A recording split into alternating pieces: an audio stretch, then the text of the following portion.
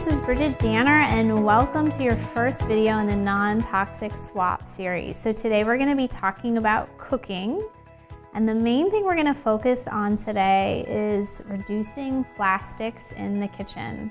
Now plastics, basically all of them are endocrine disruptors in some way. Some of them are obesogens. They either make you fatter or make it harder for you to lose weight. So those are just a couple of the reasons we want to avoid plastics. We'll start with that. Also keep in mind when you cook, there are ways that plastic is going to get into your body through ingestion. So anytime you are cooking, you want to think about, is plastic coming into contact with something that's going into my mouth? And something that's going to multiply that is heat, abrasion, oil, and acid. So we'll talk more about that as we go through some of our examples. The good news is basically almost anything that's plastic in the kitchen can be swapped out for a different substance. So let's start with, just since they're right here, these plastic measuring cups. So not so bad if you're measuring like flour, but when you're measuring oil, now oil that we mentioned is going to leach the plastic in, is not your best option. So just super simple, you just switch it for metal. Super easy. Another one is utensils, right? These are some I bought to show you. These are really typical. You can get like a whole, 12 pack of these plastic utensils for cooking, and sometimes it's good because you need it for a nonstick pan, right? Because you can't use metal. But these can all be replaced with wood or bamboo.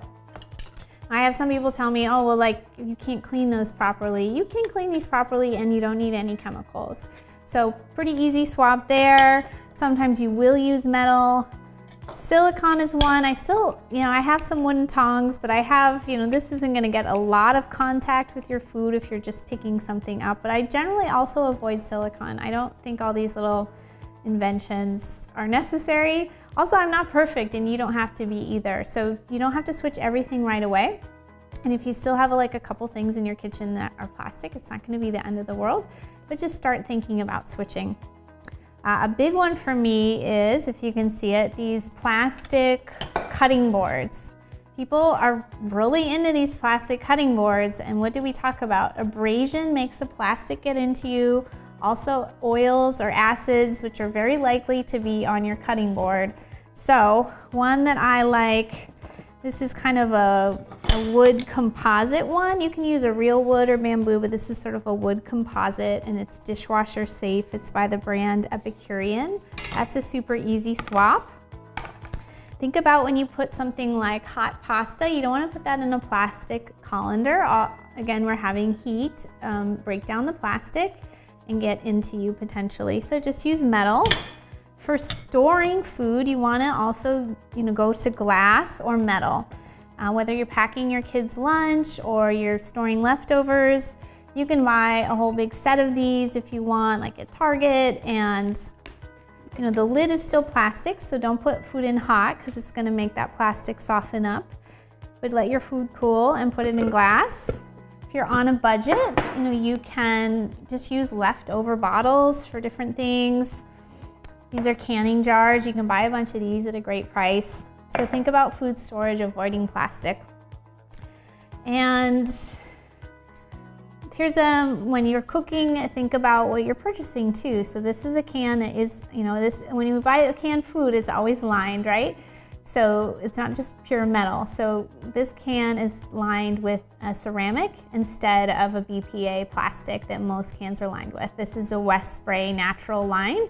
So you can also, again, think about avoiding plastics as you buy things. And you're not going to completely avoid plastics, but you can avoid your beans just sitting in plastic, or you can get dry beans and cook them from scratch.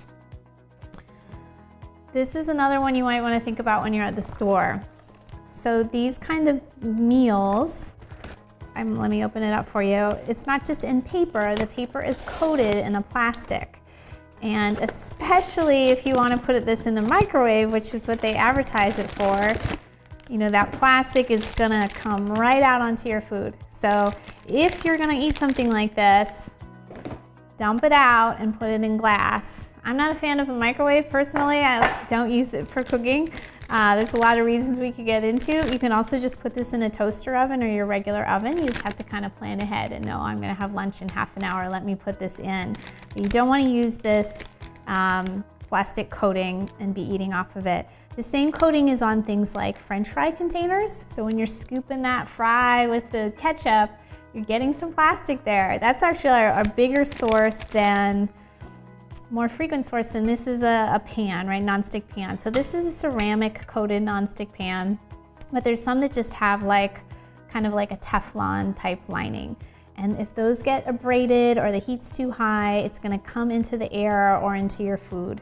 So you do want to definitely watch the pans, but know that the bigger source of that kind of Teflon-like coating is from things like this or French fry containers. A little bit about cooking. I like parchment paper. It's just kind of like a wax paper, and then you're getting into less, plastic wrap. I try not to use much aluminum foil if I can. It's really bad for the environment. One side is coated to protect you, but aluminum isn't really something you want to get in your body. So that's a great primer. Let me just show you one more thing, and I encourage you, as you watch this video, don't just watch it. Go to your kitchen and actually go through your cupboards and see what you have. Maybe make a note of some things you want to replace. Again, you don't have to do it all at once. I don't want this to be expensive or stressful, but just think about, okay, well, next time I'm at TJ Maxx, they sell a ton of these glass containers for cheap.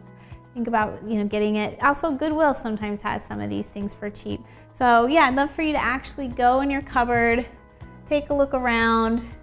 This plastic, for instance, can't go in a dishwasher because when it's getting the heat and abrasion in the dishwasher, that'll leach into your food. So just kind of learning about different things. Especially if you have kids, I want to really emphasize not letting them be exposed to plastic. There's we have for our son little stainless steel cups and little stainless steel things that we put in his lunch bag, or little glass things. So that's a really important area. If you have kids, we don't want them to be breaking things, sure, but they chew on their plastic cups, and their little plastic plates are releasing some plastic as they go through the dishwasher.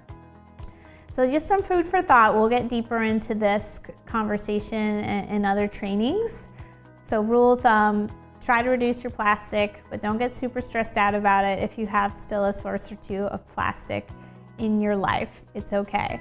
Next thing we'll be talking about soon is cleaning supplies and pantry foods. Thanks a lot for watching.